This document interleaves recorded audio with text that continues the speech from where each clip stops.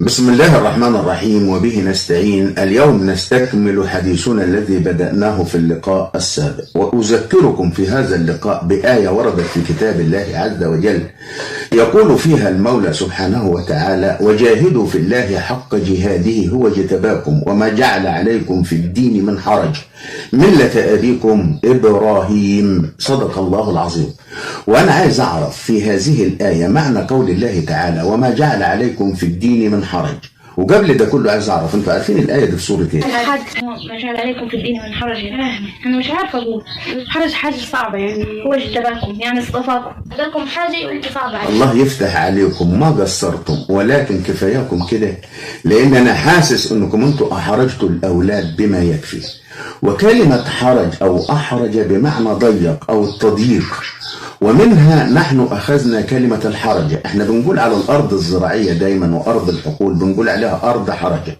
ليه؟ لأنه هذه الأرض فيها نباتات غزيرة، وبين كل نبات ونبات مسافات ضيقة، فهي ما فيش مخللات فيها يعني لعمل أي شيء، فبنسميها أرض حرج، يعني أرض تضييق.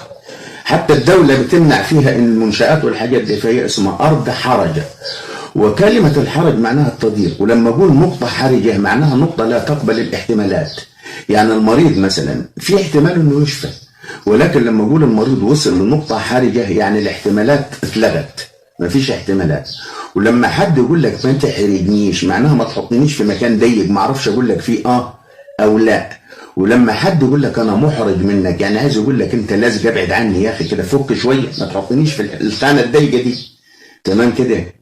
واحنا قلنا في اللقاء السابق انه سيدنا ابراهيم كان حنيفا، وحنيفا بلغه اهل عصره يعني معوج، وهو في حنفيته هذه. وكلمه حنفيه، حتى حنفيه معناها يعني مايله كده بس بتديني خير ميه.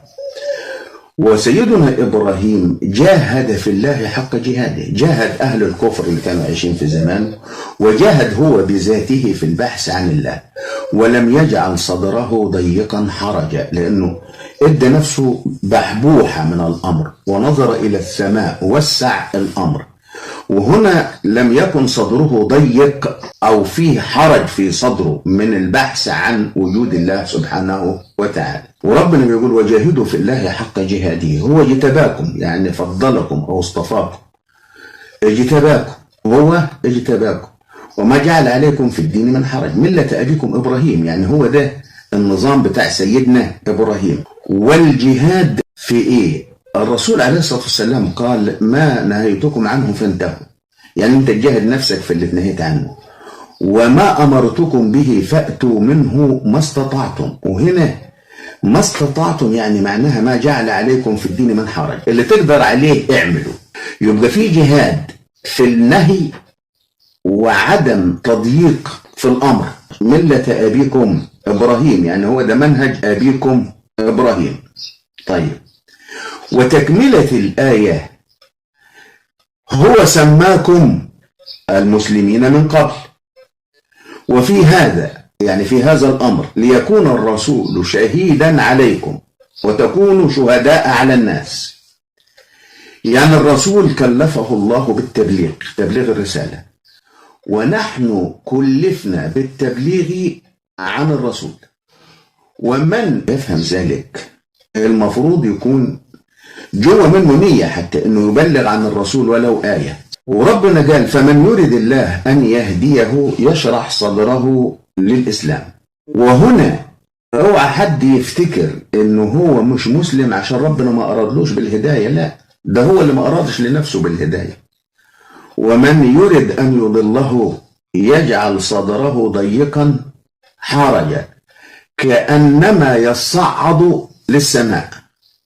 واحنا عارفين كلنا انه العلو بيقل فيه الاكسجين، وقله الاكسجين بتضيق الصدر. ولنفهم هذه الايه فهما صحيح انا هضرب مثل، ولله المثل الاعلى والاكمل. لو فرض انني عملت هذا الفيديو لهدايه الناس وكتبت على هذا الفيديو من يريد يهديه خالد يشرح صدره لهذا الفيديو، يعني يوسع صدره ويسمع الفيديو للآخر.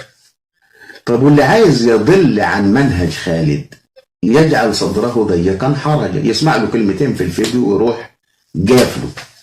يعني المسؤول هو المتلقي، وربنا سبحانه وتعالى أراد للجميع الهداية بالإسلام، ولكن العيب فيك انت كمتلقي. في واحد اول ما تقول له اسلام بس تجيب له سيره اسلام يقول لك داعش داعش داعش ارهاب ارهاب ارهاب ويسيبك ويجي. ده ضيق صدره ولم يجعل لنفسه متسع انه يفهم ما ضلل فيه. طب ومين اللي ضلله؟ ما هو اللي ضلله افعالنا احنا، لان احنا افعالنا طين. لو احنا افعالنا سليمه، انا في الفيديو السابق قلت انه اختلاف الاديان والملل والنحل دي بتبقى امراض نفسيه، والسليم فيها يعدل المريض. طب اذا كان السليم بقى مريض زي المريض يبقى مرض في مرض، ما فيش حد هيعدي التاني وكله بقى مريض. واحنا والله لو اننا يعني تمسكنا بديننا في كل زمان لكنا اصحاب نفوذ. الغريب ان من المسلمين انفسهم من إذا ذكرت كلمة الإسلام أمامه تشعر وكأنك وضعت في رقبته حبل مشنجة وصدره يضيق. ونسأل الله أن يجعل لنا صدور تتسع لما جاء في كتابه وما جاء في دينه وما أتى على لسان رسوله.